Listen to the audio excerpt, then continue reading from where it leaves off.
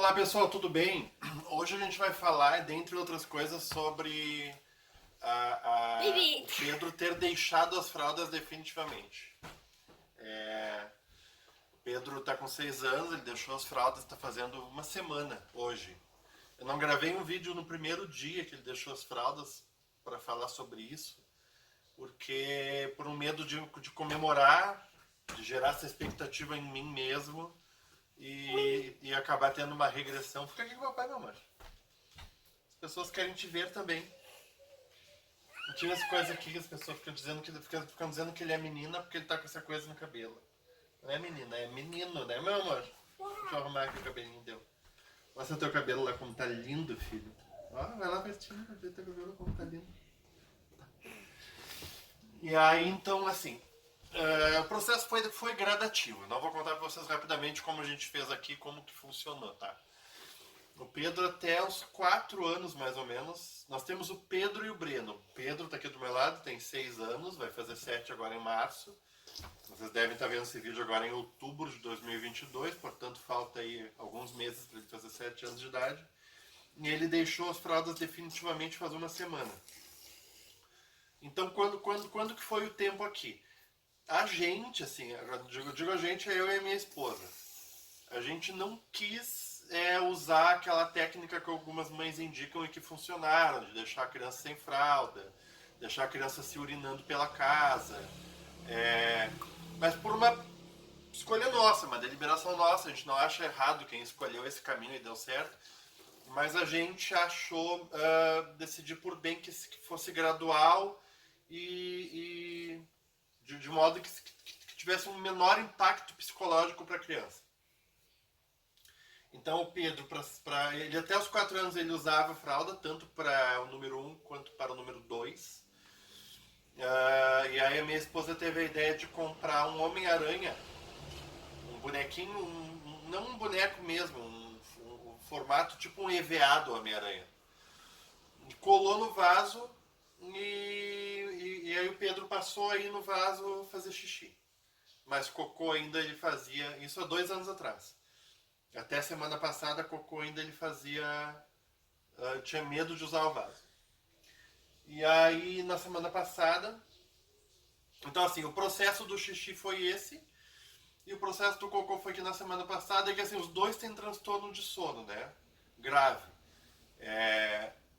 Então, justamente por isso que eu não consigo cumprir horário, eu trabalho com motorista de aplicativo. Só estou fazendo um parênteses para contextualizar, tá? Na semana passada, o Pedro ele fez cocô, minha esposa estava dormindo. Normalmente eu estou na rua trabalhando, então é minha esposa que troca a fralda dele. E aí nesse dia eu não quis acordar minha esposa, só que ele estava com a fraldinha de dormir. Que para dormir a gente ainda está colocando por uma questão de segurança. Mas ainda assim a gente considera que é um sucesso, que não usa mais, porque não faz xixi na fralda. Mas a gente coloca, tipo assim, as últimas 30 noites a gente colocou todas. Aí a noite que a gente não coloca, ele faz.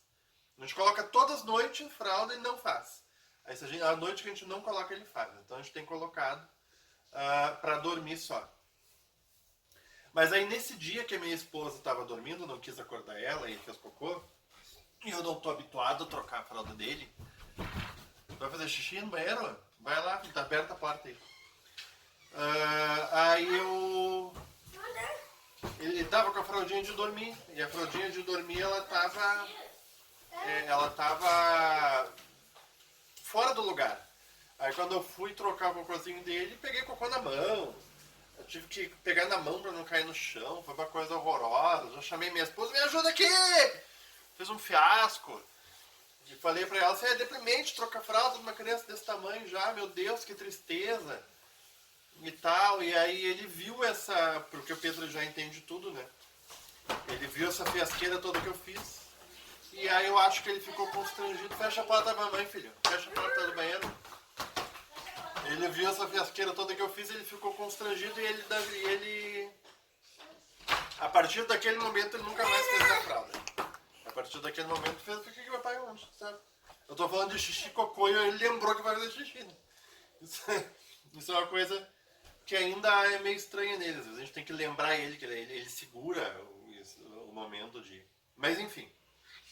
Então assim, ele deixou de fazer xixi numa boa.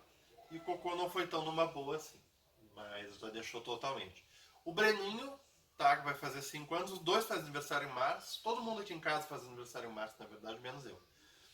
Então o Breno vai fazer 5 anos agora em março e o Pedro vai fazer 7. O Breno ainda tá usando fralda tanto para xixi quanto para cocô. E o Breno não entende, que a gente fala, ou se entende, não dá retorno, né? O Pedro sempre deu esse retorno, o Breno não dá. Então o Breno vai ser mais difícil, a gente ainda não sabe muito bem como fazer. A gente pretende agora nesse verão, assim, começar a esquentar. Quem está assistindo esse vídeo de outro lugar, que não seja em Porto Alegre, já estamos em outubro, mas aqui ainda está fazendo temperaturas ao redor de 12 graus. De dia as máximas não passam de 18, com sensação térmica às vezes de até menos, então não dá. Não é o momento de tentar tirar a fralda do Breno. O Breno vai ser mais difícil que o Pedro, com certeza. Mas a gente não vai desistir. Então, assim, sobre a questão da fralda, eu acho que cada criança tem o seu tempo e que os pais eles têm que ter calma. Muito embora a deixada da fralda dele agora por última semana passada não foi uma coisa com tanta calma assim. Mas cada criança responde de uma forma, né? A determinados estímulos. Eu estava assistindo uns vídeos, agora passando para a próxima etapa. Quem estava só interessado nessa questão da fralda já pode parar de assistir aqui que eu não vou mais falar sobre isso.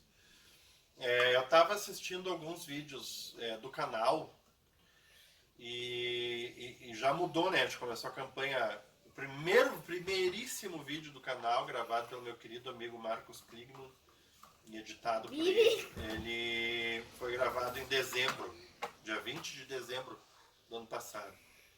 E de lá pra cá, não mexe nessa mesa porque eu tô gravando agora, você tá balançando a câmera aqui.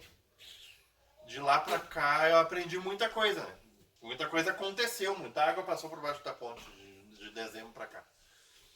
E muitas coisas mudaram de dezembro pra cá. Por exemplo, ali no vídeo eu falo que teoricamente tudo tem do SUS, que o que a gente não tem é acesso porque tá na fila e tal. Na verdade eu não sabia ainda que na verdade não tem no SUS. Não existe no SUS a terapia indicada para as crianças, tá? Não é que não tem acesso, não existe no SUS. Então o que a gente descobriu de lá pra cá, tá? Naquela época a gente ainda só tinha um laudo médico preguiçoso, agora a gente tem um laudo médico com plano de tratamento completo que está no site. E essa especificação do laudo médico não tem nem a carga horária, nem os especialistas, nem nada tem no SUS. Em lugar nenhum do Brasil. A gente está com um escritório de advocacia, com 2 processos. Um escritório de advocacia especializado em direito de saúde, que foi contratado por 2 amigos nossos. Na verdade, 2 pessoas que viram a campanha, que viram o canal e que encontraram essa forma de ajudar a gente. Eles pagaram esse escritório para representar a gente, Pedro e o Breno. Muito embora a juíza tenha, dentre todos os pedidos dos advogados, a juíza deu antecipação de tutela para os 2, mas ela reabriu o prazo, é uma coisa muito louca, assim, ela reabriu, primeiro ela deu antecipação de tutela para o Pedro, e com urgência de 10 dias para o Estado se pronunciar. Aí o Estado se defendeu, disse que não tinha laudo anexado no processo, mesmo tendo. E aí eu até mandei para o advogado disse, isso é um texto copiado e colado, que eles colocam em todos os processos. E aí a mesma juíza que um mês antes disse que precisava ser rápido, urgente, resolver em 10 dias, resolveu abrir um prazo de 45 dias úteis para o Estado se manifestar. O do Breno, a mesma juíza que julgou o processo do Pedro, não se julgou competente para julgar o processo do Breno, que são os mesmos pedidos praticamente. O laudo pede mais ou menos as mesmas coisas, porque, né, afinal de contas são irmãos, têm o mesmo sítio, enfim, o mesmo pai, a mesma mãe, né? Não é nada muito surpreendente que seja mais ou menos parecido, mas enfim. Aí essa mesma juíza que julgou o do Pedro não se julgou competente para julgar o do Breno, encaminhou para a vara da infância e da juventude, que também já deu antecipação de tutela, mas também não tem prazo, porque daí tipo assim, tem um prazo para o Estado fazer contato conosco. Então, assim, é tudo muito difícil, na verdade verdadeira.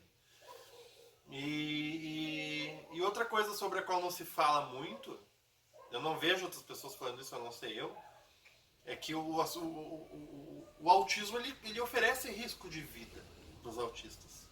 O autismo e as comorbidades associadas, né? Por exemplo, o Pedro tem seletividade alimentar severa. Já foi para o hospital por doenças bestas que não precisaria de internação e já ficou internado. Ficou grave, porque ele tem a saúde debilitada, porque como os 3, 4 tipos de alimento máximo. Os dois têm transtorno de sono. Então imagina, a criança que não come e que não dorme direito, que saúde maravilhosa que ela tem.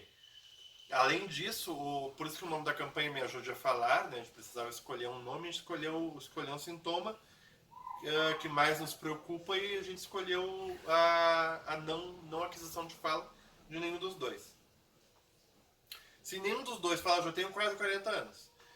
Trabalho que nem um animal desde os 12 anos de idade. Não vou viver muito tempo, definitivamente não vou ser dessas pessoas aí com 70 anos e boa aparência e tal. Se eu chegar até os 50, chegarei com sorte até os 50. E aí como é que faz? Como é que vai sobreviver uma pessoa que não fala nada? Como é que vai se colocar no mercado de trabalho? E não tem, a gente não tem rede de apoio. Ninguém quer cuidar deles agora que são pequenos e bonitos, por que vai querer cuidar de adultos e sustentar adultos? Então eles precisam trabalhar. No mínimo um deles precisa aprender a falar e existe prazo para colocar o ensino de fala. Na verdade o Pedro já está quase tarde demais.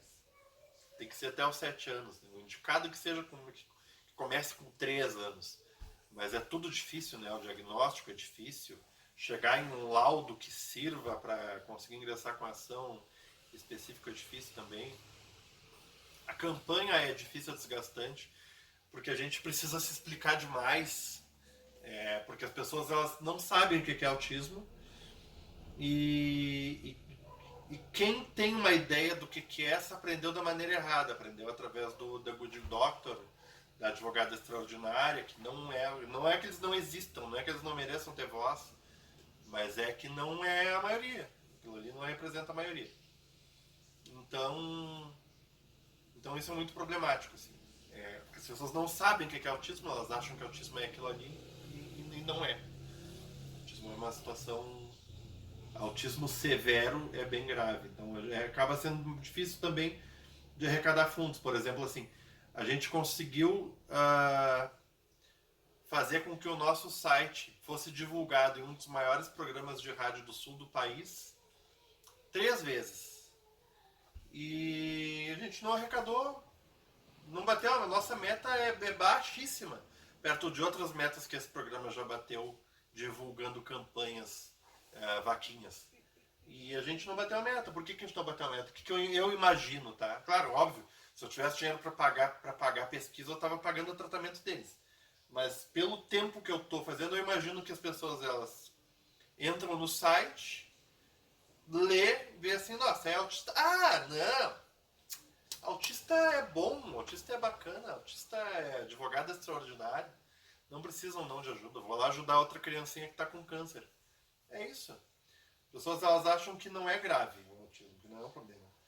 E isso às vezes é piorado até a própria família não entende muito bem o que é autismo. Demora para entender. Mas não entende. Esses dias eu perguntei para tem gente que fala assim, tem no SUS. Não tem porcaria nenhuma no SUS. E o que tem no SUS é pior do que não ter nada, porque é uma ilusão o que tem no SUS. Pelo menos para autista severo. O que tem no SUS? No SUS, com sorte, tem fonoaudióloga que não é especializada em ABA, que não é especializada em prompt, nem em Denver, nem AIRES, nem nada daquelas coisas que o médico neurologista indicou, que vai brincar com a criança e não vai produzir resultado nenhum. Que os pais levam só para dar um passeio, porque eles não entendem que precisaria ser uma pessoa especializada. Então, assim, é tudo muito difícil. A campanha é difícil, o processo é difícil e as evoluções são difíceis também. Então, essa é a situação atual da campanha. Estamos com 2 processos em andamento, ainda na fila do SUS, e com a campanha em andamento. Quem puder ajudar, o site é meajudeafalar.org. Muito obrigado, pessoal, por quem assistiu até aqui. Dá tchau, filha.